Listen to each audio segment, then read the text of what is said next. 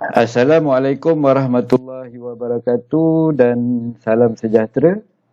Dalam video ini saya akan menerangkan topik yang ketiga dalam Akta Keselamatan dan Kesihatan Pekerjaan, iaitu pencegahan insiden kemalangan.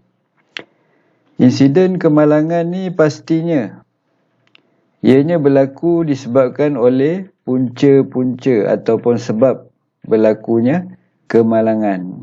Oleh sebab itu, pencegahan ni sangat penting untuk mengurangkan ataupun mengelakkan daripada berlakunya kemalangan. Okey, yang pertamanya kita nak fahami dulu konsep insiden.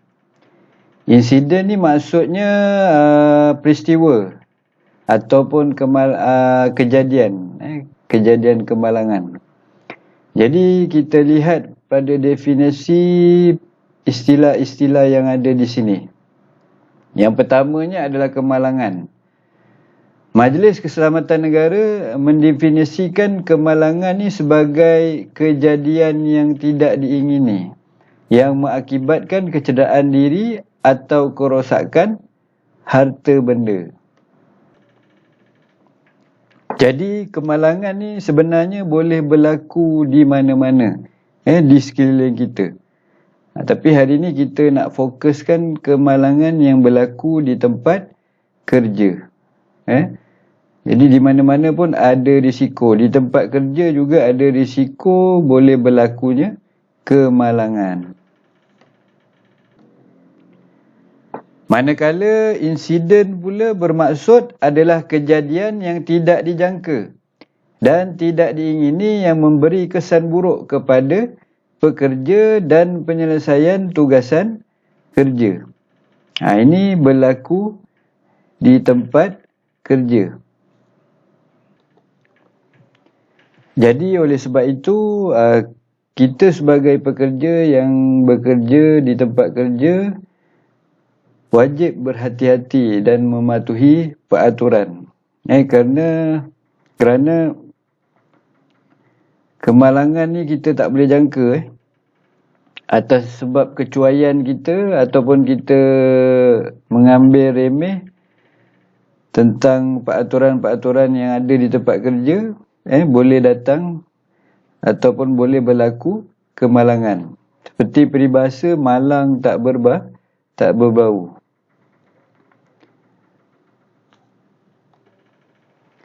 Jadi kamu boleh lihat contoh-contoh video dalam YouTube ke. Banyak contoh-contoh video yang dirakam oleh CCTV.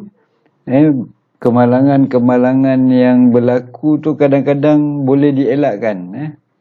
Tak sepatutnya berlaku. Tapi disebabkan kurang alertnya kita ataupun kecuaian diri kita sendiri. Boleh berlaku kemalangan. Manakala yang ketiga, istilah near miss, hampir ataupun nyaris. Kemalangan yang berlaku hampir ataupun nyaris. Apa maksud dia? Iaitu menggambarkan kejadian di mana tidak ada kerosakan harta benda dan tidak ada kecederaan diri yang dialami. Tetapi dengan sedikit perubahan masa atau kedudukan, rosakan ataupun kecederaan dapat terjadi dengan mudah. Ini near miss ni kejadian kemalangan yang berlaku tetapi kita kita tak cedera ataupun tak ada berlaku kerosakan harta benda. Hampir-hampir. Hampir-hampir. Kita boleh kena ataupun kita boleh babitkan kecederaan atas diri kita. Kalau ada sedikit perubahan masa ataupun kedudukan kita pada masa tu, kalau lambat atau cepat mungkin kita boleh tercedera. Kena pada kemalangan tersebut. Ni ada 3 istilah yang penting untuk kita fahami. Okey, seterusnya Okey, ini kita ada satu gambar yang melihatkan pada situasi-situasi kemalangan yang berlaku. Jadi mari kita fahami gambar-gambar ini, yang mana sedikit dapat menjelaskan istilah-istilah yang saya terangkan tadi. Dan gambar ini juga menunjukkan faktor-faktor kepada penyumbangan kepada kejadian ataupun insiden kemalangan. Kalau kita lihat gambar yang pertama ni, salah satu faktor unsafe condition, keadaan tempat kerja yang tak selamat. Kemudian yang kedua, keadaan perilaku ataupun aktiviti yang tidak selamat. Yang ketiga, near miss, hampir, kejadian ataupun insiden yang hampir, nyaris berlaku kemalangan tetapi tidak melibatkan kecederaan ataupun kehilangan nyawa. Dan yang terakhir ni, ni maksud aksiden ataupun kemalangan yang boleh menyebabkan kematian ataupun kerosakan harta benda. Jadi gambar ni menggambarkan tentang the rusty lifting gear. Biasa berlaku di pelabuhan, binaan bangunan yang melibatkan tempat yang tinggi. Seterusnya kita boleh lihat salah satu lagi,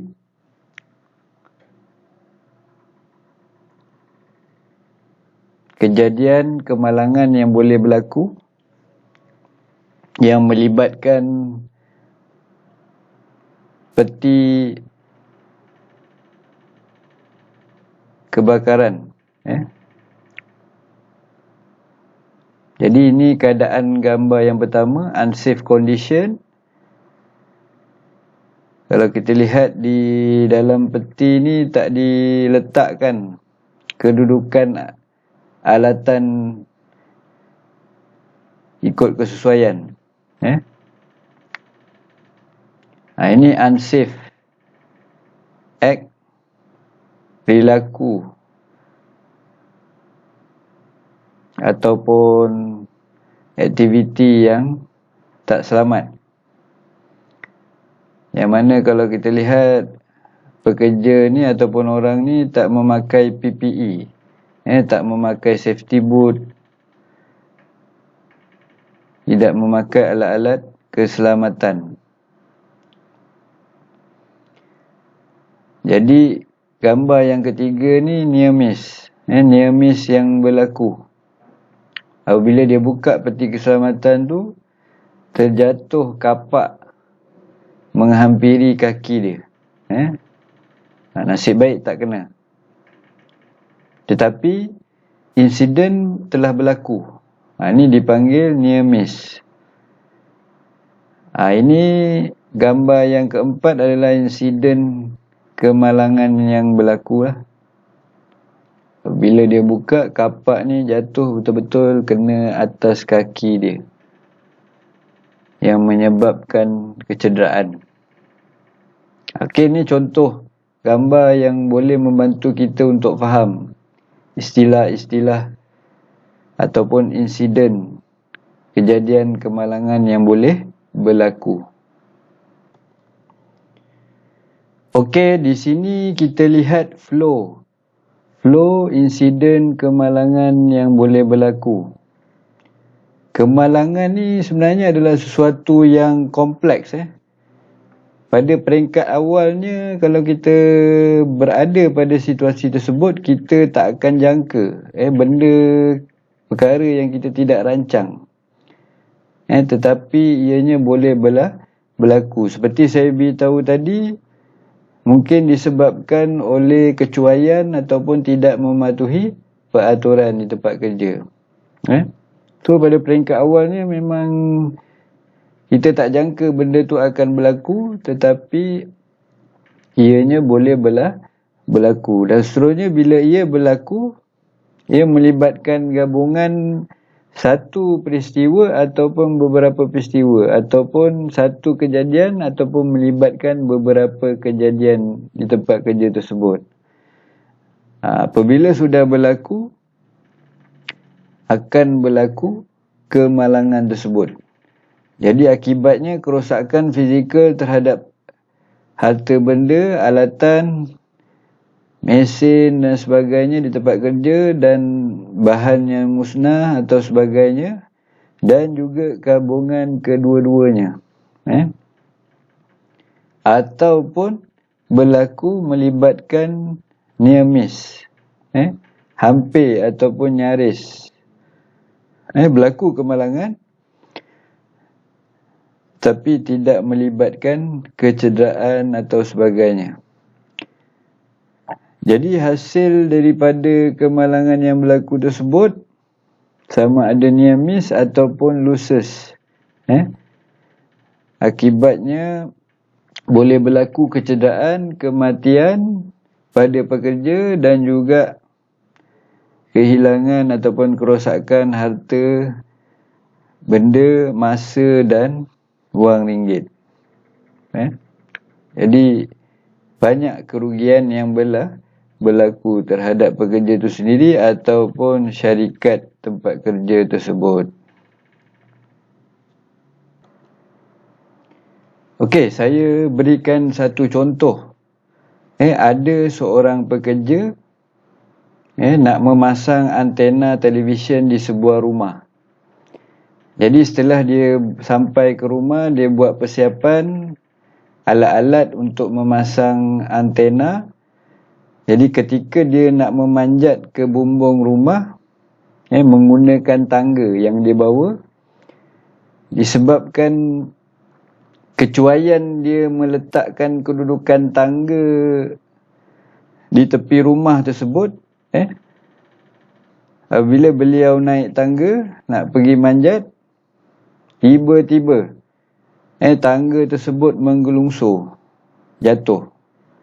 Jadi dengan pekerja-pekerja itu sekali jatuh dan mengakibatkan bengkak di pergelangan kaki beliau. Sebabkan tersepit oleh tangga tadi ketika dia jatuh. Jadi disebabkan kecuaian ketika dia meletakkan tangga tersebut, di mana tangga yang beliau letakkan tu sudutnya terlalu condong.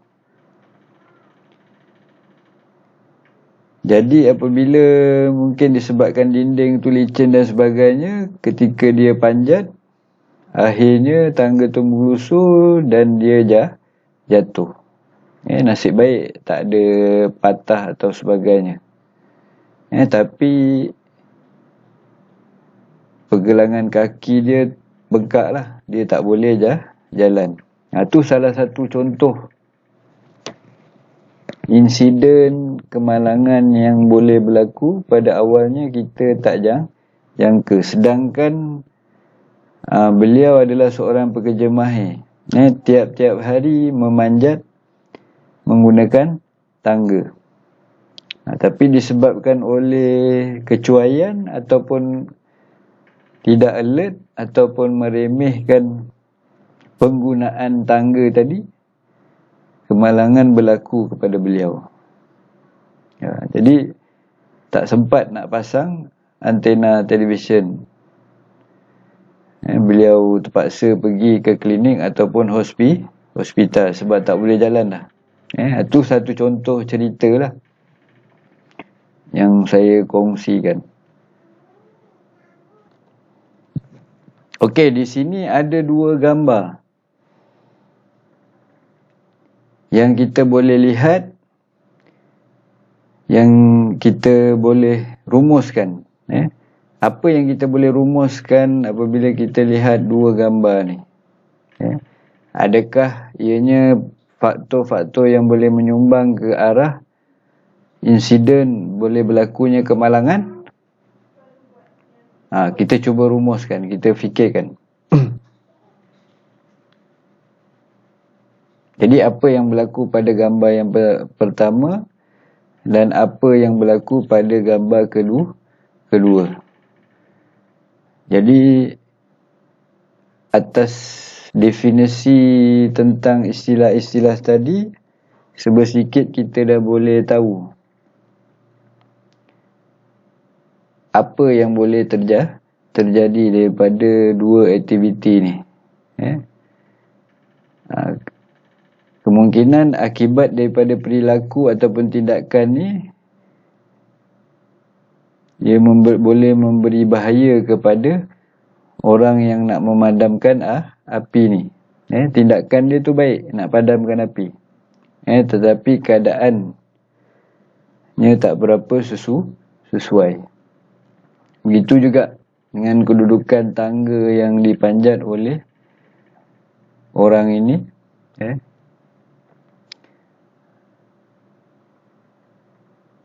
Ada tak risiko-risiko yang boleh berlaku?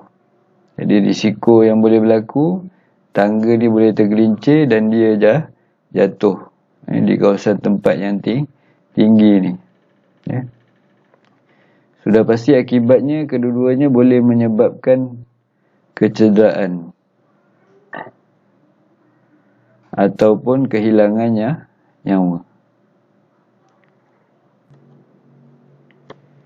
Okey, seterusnya apabila berlaku insiden kemalangan, siasatan perlu dilaksanakan untuk mengenal pasti punca-punca yang menyebabkan kemalangan berlaku. Jadi di sini dinyatakan beberapa elemen yang boleh dikenal pasti untuk mencari punca kemalangan tersebut. Jadi yang pertamanya adalah urutan peristiwa ataupun kejadian. Maksudnya perjalanan kejadian kemalangan tersebut. Daripada awal sampai akhir. Daripada situ kita akan dapatkan maklumat-maklumat. Kenapa berlakunya ataupun kenapa boleh berlakunya kemalangan tersebut. Yang kedua adalah gabungan sebab.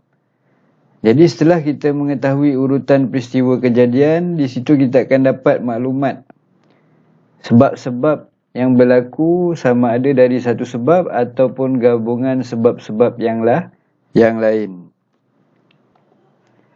Kemudian yang ketiga adalah hasil gabungan peristiwa yang berlaku. Yang mana akan ada gangguan aktiviti kerja terhenti. Dan setelah itu akan ada bahaya, ada kecederaan yang berlaku pada pekerja atau sebagainya. Ataupun keadaan tempat kerja yang rosak ataupun teruk. Hasil daripada kejadian, insiden. Dan sama ada melibatkan kehilangan nyawa ataupun kerosakan harta benda. Jadi tiga elemen ni akan dapat menentukan ataupun kita akan dapat mengenal pasti punca-punca insiden berlakunya kemalangan. Okey, di sini kita lihat balik satu contoh gambar insiden kemalangan yang berlaku melibatkan lifting gear. Jadi yang pertama, ini urutan cerita, urutan peristiwa ataupun insiden yang berlaku. Kemudian yang pertama ni, gambar pertama ni, kita boleh dapatkan sebab.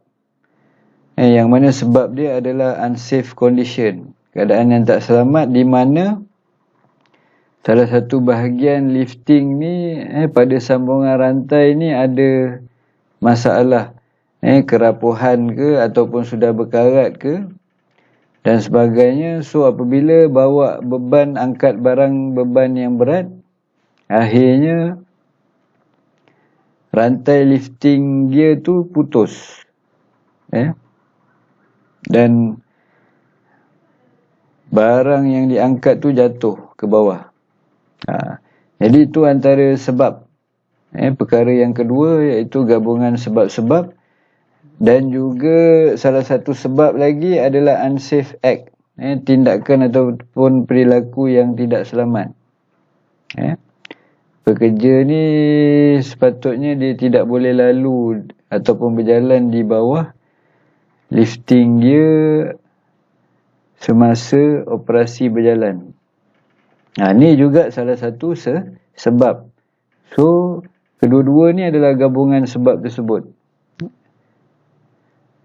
Dan yang terakhir sekali, hasil gabungan peristiwa. Ini hasil peristiwanya, sama ada near miss ataupun accident yang boleh menyebabkan kehilangan nyawa, cederaan ataupun kerosakan alatan, harta benda dan sebagainya. Ini satu contoh. Kemudian kita lihat pula satu jadual yang menyatakan perbezaan antara insiden, kemalangan dan near miss. Jadi di dalam jadual ini menyatakan juga dari segi perkara insiden yang berlaku, peristiwa-peristiwa, gabungan peristiwa yang berlaku, peristiwa dan gabungan peristiwa, dan juga keputusan, result. Jadi yang pertama ada dua insiden. Kita lihat yang pertama ni, perkara insiden yang berlaku adalah tergelincir dan jatuh menyebabkan kecederaan pada lengan dan siku, maksudnya berlaku kemalangan. Jadi peristiwa-peristiwa yang ada disebabkan permukaan yang basah dan licin. Tiada pencahayaan di kawasan tersebut. Gelap lah. Kemudian antara sebab-sebab ataupun peristiwa yang berlaku tersebut ataupun insiden yang berlaku kerana lampu malap pejalan kaki tidak dapat melihat permukaan yang basah dan licin. Jadi ini adalah peristiwa-peristiwa yang ada. Kemudian ini adalah gabungan daripada peristiwa-peristiwa tadi. Jadi insiden yang berlaku disebabkan lampu malap, pejalan kaki tidak dapat melihat permukaan yang basah dan licin. Akhirnya dia jatuh. So hasil daripada kemalangan tersebut, lengan dan siku pekerja tersebut ataupun orang tersebut cedera, mengalami luka atau sebagainya. Jadi ia adalah kecederaan yang berlaku. Tapi untuk kehilangan harta benda tak ada lah. Tak ada kehilangan harta benda ataupun kerosakan apa-apa. Kemudian seterusnya, insiden yang kedua iaitu seorang pekerja melakukan operasi tanpa menggunakan pelindung ataupun PPE yang diperlukan. Tapi status dia adalah near miss. Near miss, hampir. Jadi peristiwa yang ada ketika dia melakukan penggerudian lubang untuk kerja kayu. Tapi dia tidak memakai Google ataupun kacamata keselamatan. Ini peristiwa-peristiwa yang ada. Kemudian gabungan peristiwa. So semasa pekerja tersebut menggerudi lubang kayu tersebut, sepihan kayu telah terbang ke atas. Tetapi tidak terkena pada pekerja. Maksudnya hampir. Mungkin terbang ataupun terpelanting menghampiri mukanya ke kepala dan sebagainya. Tetapi ini yang dikatakan status dia near miss. Hampir terkena. Jadi result dia tiada kecederaan manusia dan juga tiada kerosakan ataupun kehilangan harta benda. Jadi ini sedikit urutan peristiwa. Kemudian sebab-sebab peristiwa dan juga hasil gabungan peristiwa, yang mana ianya adalah salah satu laporan yang perlu dibuat apabila berlaku kemalangan. Jadi sebenarnya penyiasatan kemalangan seperti ini tidak terhad kepada proses penyiasatan saja. Ianya merangkumi langkah pemberitahuan kemalangan, merekod kemalangan, melaporkan hasil penyiasatan dan juga mengambil tindakan susulan terhadap cadangan laporan penyiasatan. Ini satu contoh laporan penyiasatan lah. Daripada sini kita dapat kenal pasti dan akan ada tindakan-tindakan susulan penambahbaikan pada keadaan tempat kerja tersebut. Okey, seterusnya untuk mempunyai pencegahan insiden kemalangan yang baik, mesti ada prinsip yang perlu ada di sesuatu tempat kerja ataupun organisasi. Jadi di sini ada beberapa prinsip yang perlu kita tahu. Yang pertamanya dari segi kepimpinan dan pengurusan yang baik. Ini memang penting lah dalam setiap organisasi ataupun syarikat di sesuatu tempat kerja. Mesti ada kepimpinan dan pengurusan yang baik yang sentiasa memantau. Sebab itu kalau kita perhatikan, semakin besar company ataupun syarikat tersebut, maka semakin kompeten, semakin baik dari segi kepimpinannya maupun pengurusannya. Semuanya lengkap. Kemudian yang kedua, pematuhan undang-undang ataupun dasar ataupun polisi. Ini juga penting lah. Jadi macam mana nak mematuhi undang-undang jika tiada undang-undang ataupun peraturan? Macam mana pekerja nak mematuhi undang-undang jika tiada penguatkuasaan tentang undang-undang tersebut?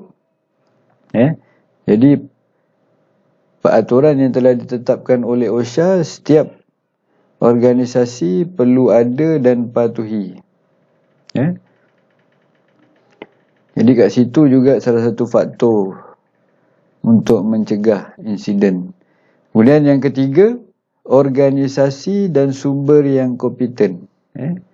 Sebelum ni kita ada belajar tentang pengurusan keselamatan, yang mana adanya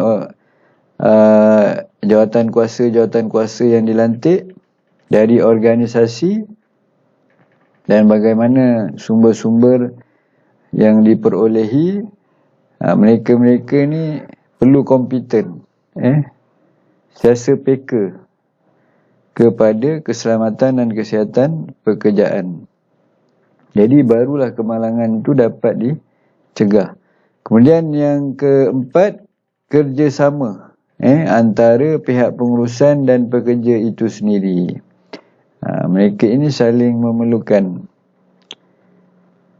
Pihak pengurusan adalah orang yang mewujudkan risiko dan pekerja itu orang yang bekerja dengan risiko itu sendiri. Jadi saling bantu-bantu dan saling bekerjasama untuk meningkatkan keselamatan di tempat kerja. Kemudian yang terakhir, maklumat dan teknologi terbaik yang ada.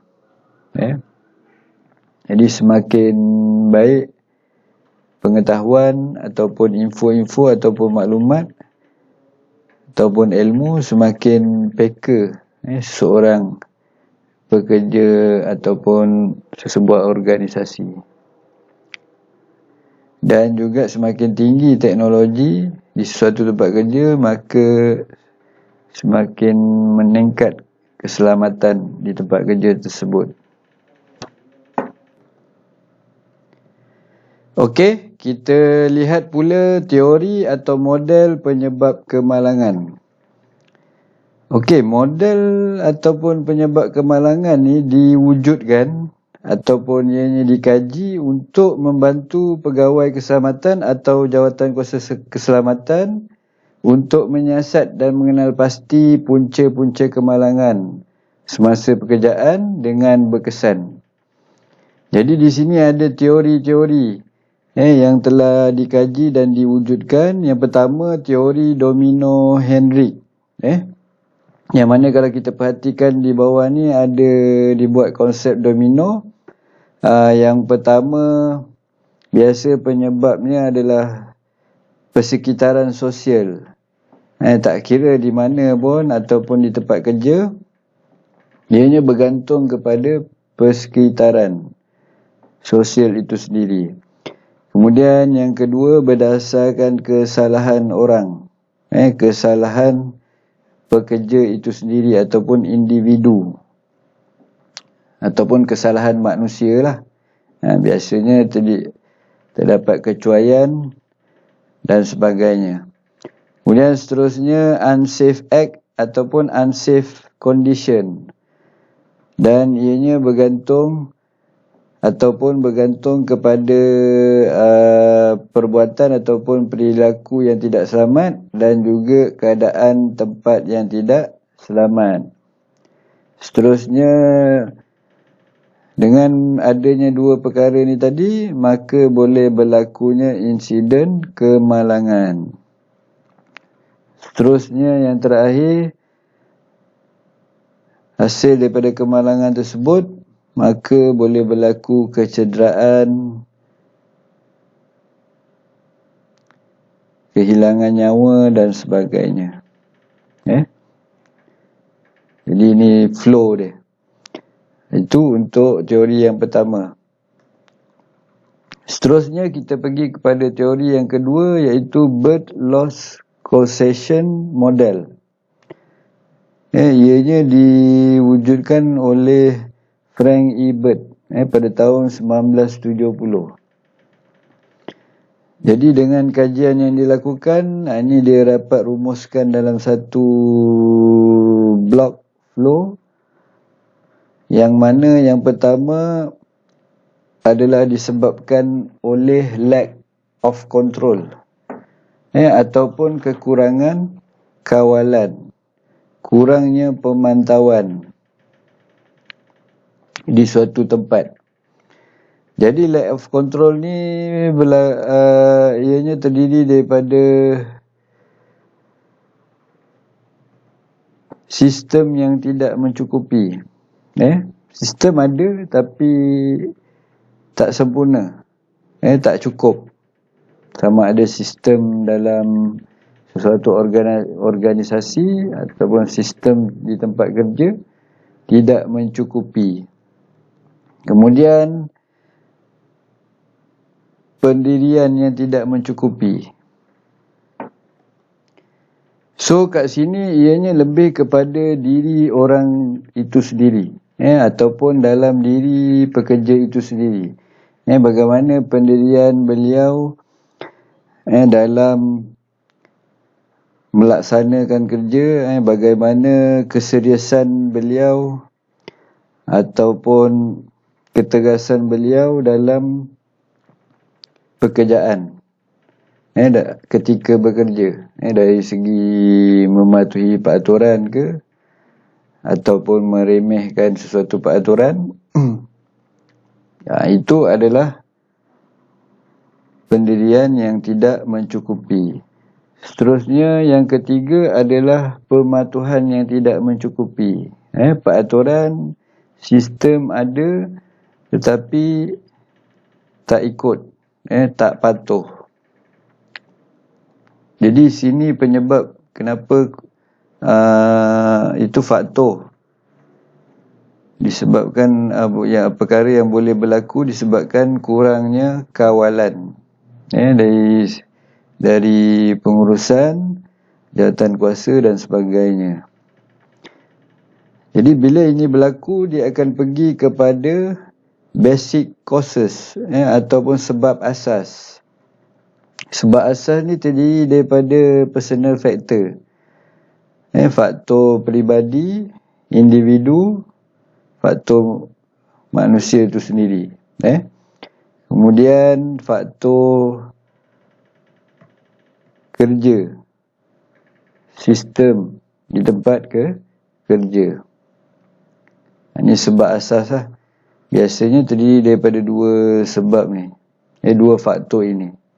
Faktor pekerja itu sendiri ataupun faktor sistem ataupun tempat pekerjaan itu sendiri. Dan seterusnya dia akan pergi kepada immediate causes ataupun punca ataupun sebab yang segera.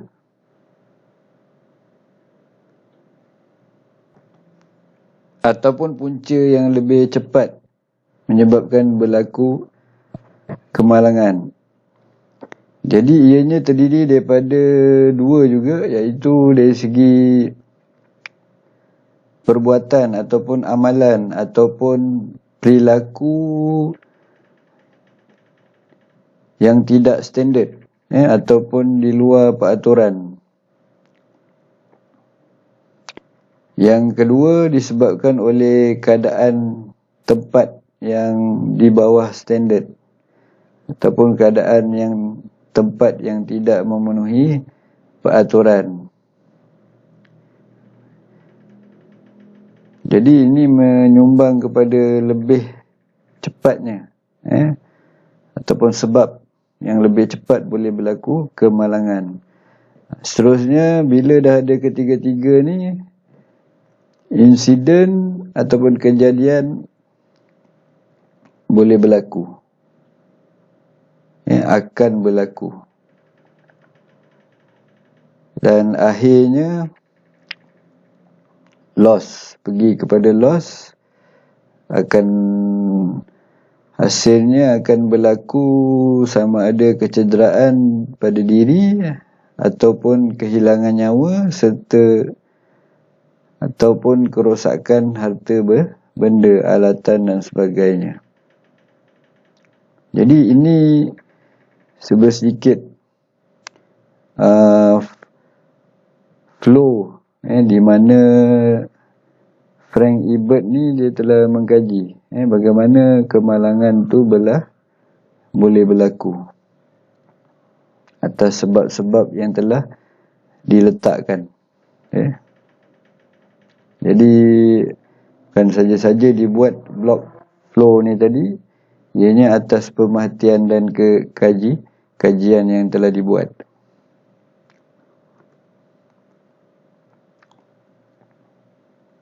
Okey, seterusnya yang ketiga dipanggil multi, pelbagai penyebab kemalangan. Jadi yang pertama,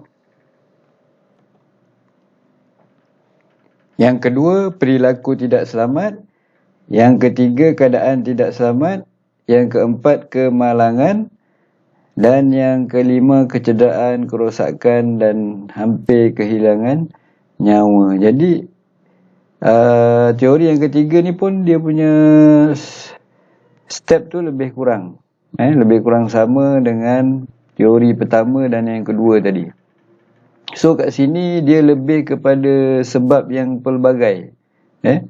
Kalau kita lihat di sini sebab A, B, C, sebabnya berbeza-beza tetapi selari ke arah boleh berlakunya aksiden ataupun kemalangan.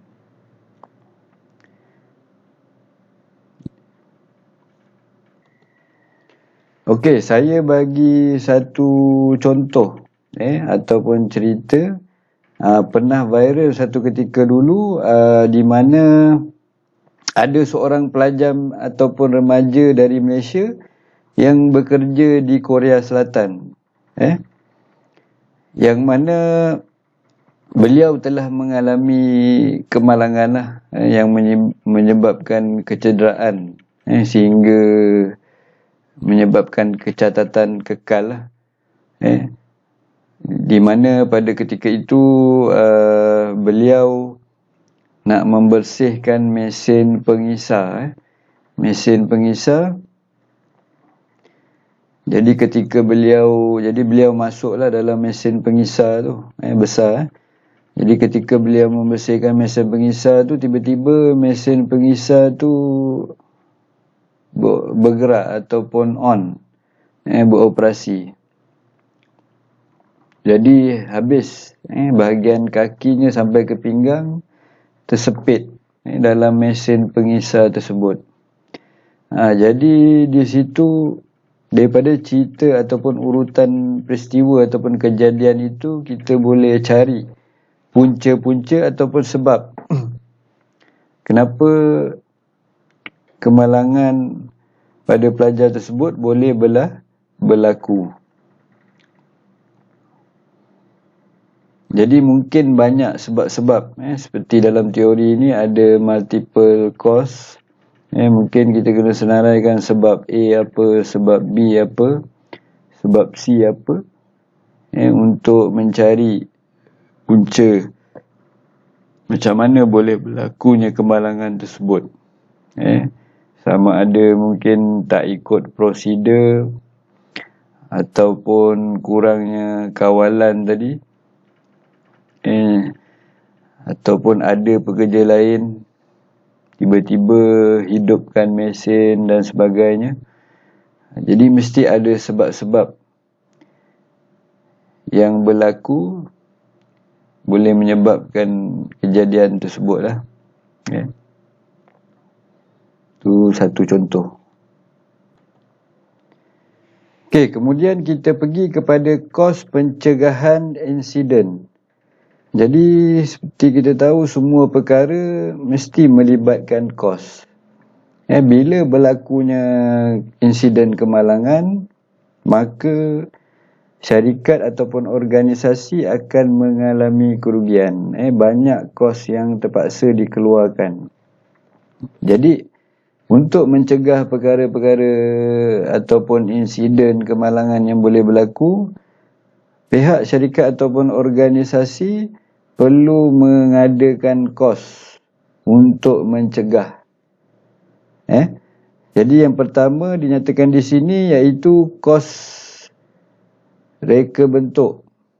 Maksudnya sama ada kita keluarkan kos mesin, alat dan sebagainya, sistem di tempat kerja, kita perlu membeli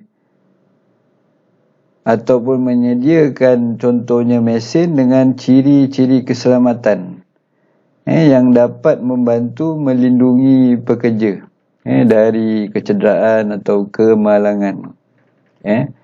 Ini banyak kes yang berlaku di kilang ataupun di industri pembuatan. Ada mesin-mesin yang kecekapan keselamatannya dah kurang ataupun rosak. Kita banyak dengar di mana pekerja-pekerja kilang mengalami putus jari, jari hancur disebabkan oleh terhempap ataupun tersepit pada bahagian alatan mesin dan sebagainya. Jadi di sini mungkin disebabkan keadaan yang saya beritahu tadilah, ataupun kurangnya teknologi ataupun kurangnya ciri keselamatan yang ada pada mesin dan alatan contohnya. Kemudian yang kedua adalah kos operasi. Kos operasi. Jadi maksudnya di sini pihak syarikat ataupun organisasi perlu mengeluarkan kos operasi tempat kerja untuk memastikan setiap pekerja hanya terdedah kepada bahaya pekerjaan pada tahap minimum. Kalau ada teknologi yang lebih baik, yang lebih tinggi, yang boleh digunakan, mempunyai ciri-ciri keselamatan yang tinggi, walaupun kos dia agak mahal, pihak organisasi ataupun pengurusan perlu menyediakan ataupun mengeluarkan, sama ada dari segi sistem tempat kerja, mesin, alatan dan sebagainya. Jadi kat sini dapat mencegah insiden-insiden yang boleh berlaku. Kemudian yang ketiga, perlindungan kos masa depan. Dianya melibatkan kos insurans contohnya, SOKSO dan sebagainya. So pihak organisasi perlu menyediakan, jikalau tempat kerja mempunyai risiko yang tinggi, so sepatutnya pihak syarikat ataupun organisasi perlu menyediakan insurans pada setiap pekerja. Ianya merangkumi sama ada kecederaan, kesihatan ataupun kerosakan harta benda.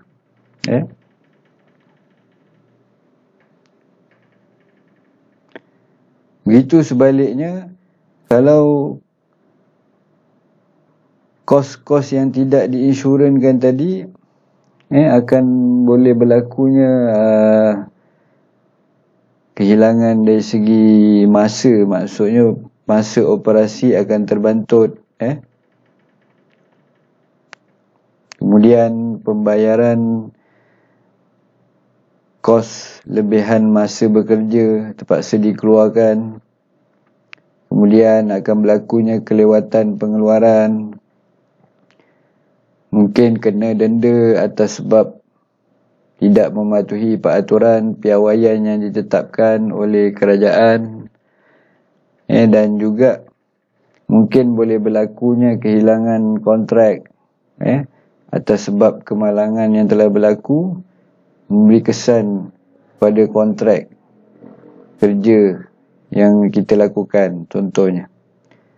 Kemudian kita terpaksa juga keluarkan kos undang-undang, mungkin melibatkan kes mahkamah dan sebagainya, kena saman dan sebagainya. Jadi penting 3 kos ni perlu dikeluarkan untuk pencegahan insiden kemalangan. Selain itu, program pencegahan kemalangan juga kena banyak diadakan. Ini penting, lebih kepada pihak pengurusan untuk memastikan program-program ini diadakan dan dijalankan. Jadi ini memerlukan komitmen pengurusan itu sendiri, komitmen pengurusan organisasi itu sendiri.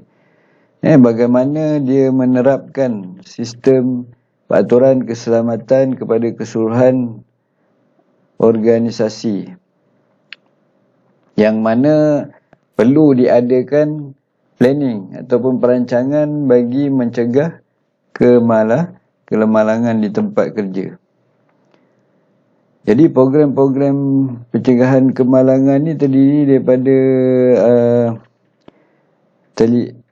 pengurusan itu sendiri dan juga penglibatan pekerja.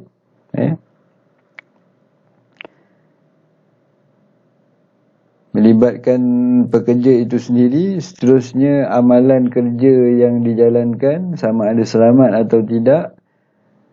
Kemudian sentiasa membuat penilaian bahaya-bahaya ataupun risiko-risiko di tempat kerja dan selalu memantau dan mengawal risiko ataupun bahaya yang boleh menyebabkan berlaku insiden. Kemudian siasatan kemalangan yang sentiasa dibuat apabila berlaku Kemudian sentiasa mengadakan latihan-latihan kepada semua ahli-ahli organisasi, pekerja-pekerja serta penyimpanan rekod. Ini semua akan dilaksanakan oleh jawatan kuasa yang telah dilantik oleh organisasi ataupun syarikat, supaya program-program ini sentiasa berjalan sepanjang tahun. Jadi ini bagi memastikan kelancaran kerja dan juga segala pematuhan peraturan yang telah ditetapkan akan diikuti sehingga menjadi satu budaya lah. Budaya. Okey, seterusnya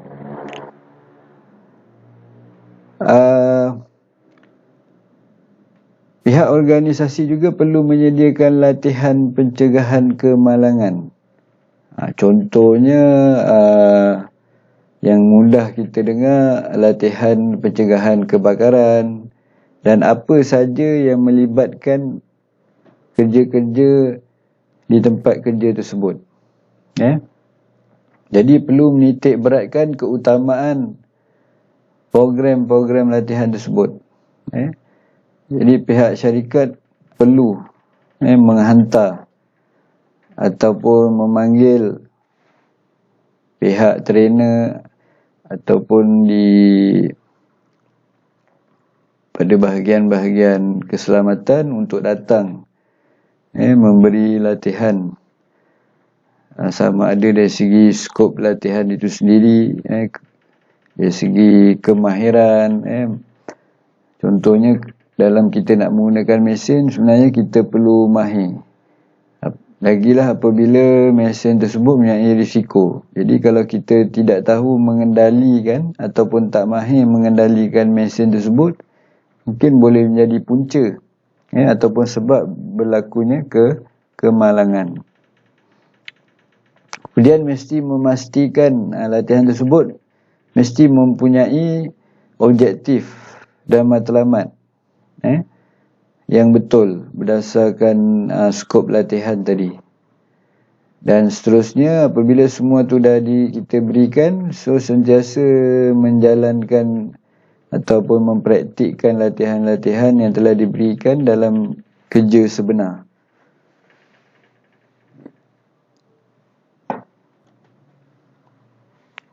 Jadi oleh sebab itu, kalau kita lihat tempat-tempat industri yang besar ataupun organisasi-organisasi yang besar yang mana tempatnya mempunyai risiko-risiko ataupun bahaya-bahaya yang boleh berlaku kemalangan, contohnya pelabuhan, pelabuhan kapal, port.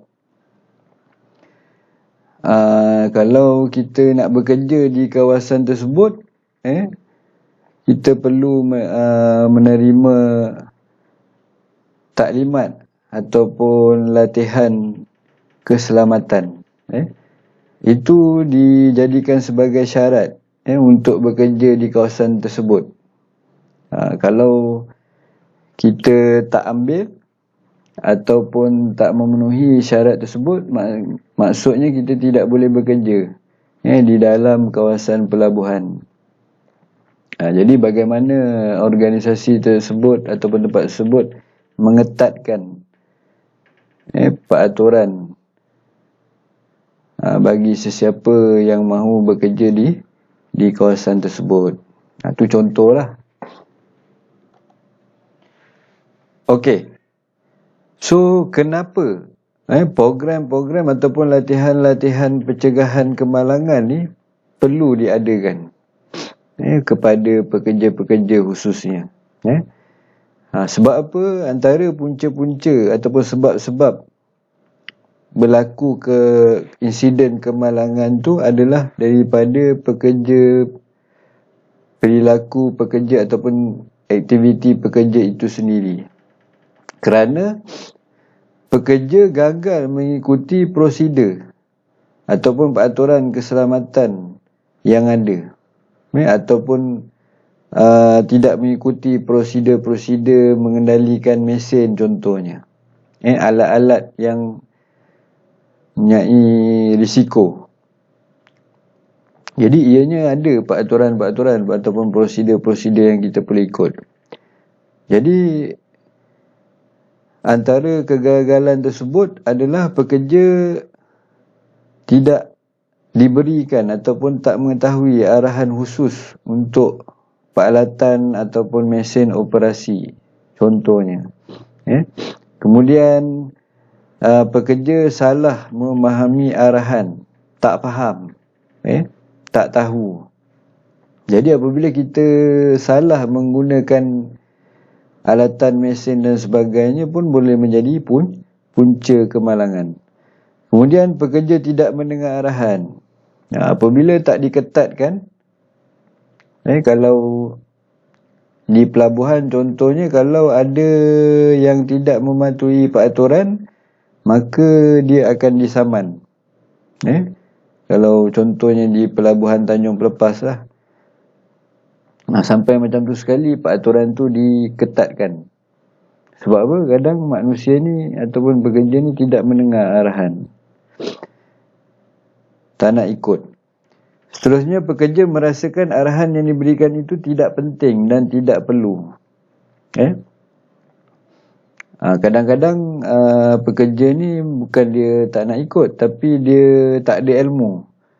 Dia tak tahu yang mana arahan-arahan yang diberikan oleh ketuanya ke, leadernya ke, orang atasannya ke, arahan tersebut adalah penting. Kerana mungkin faktor-faktor yang boleh berlakunya kemalangan dan sebagainya.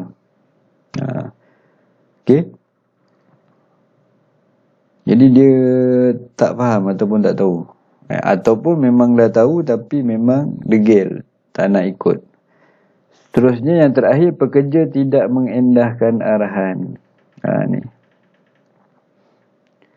Jadi sebab itu program ke arah pencegahan kemalangan ni perlu sentiasa diadakan. Bukan sekali, 2 kali, malah mungkin setiap tahun perlu diadakan. Sebab apa? Kadang manusia ni perlu diingatkan sentiasa. Kadang manusia ni lalai, cuai, lupa. Jadi itu tujuan objektif program pencegahan kemalangan ni. Jadi untuk topik ini setakat ni dulu penerangan berkaitan dengan pencegahan insiden kemalangan di tempat kerja. Jadi sedikit kita dapat mengetahui kenapa perlu adanya pencegahan kemalangan yang boleh berlaku di tempat kerja. Jadi daripada saya tak ada apa lagi. Kita jumpa di video yang lain. Sekian, terima kasih.